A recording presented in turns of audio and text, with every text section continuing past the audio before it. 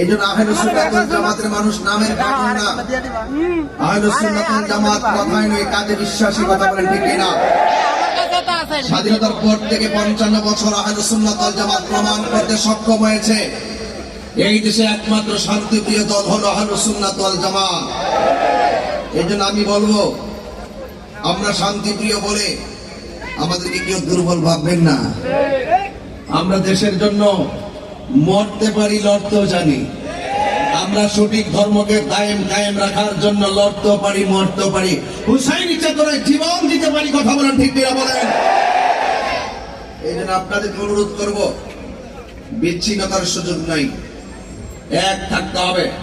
যারা উপর আছেন হাত তুলে বলুন, আমরা এক থাকতে চাই কি চাই না? আর বড়টা চাই কি চাই না? এক থাকতে হবে। আমরা বিচ্ছিন্ন থাকবো না। একা একা থাকলে সবাই শেষ হয়ে যাবেন।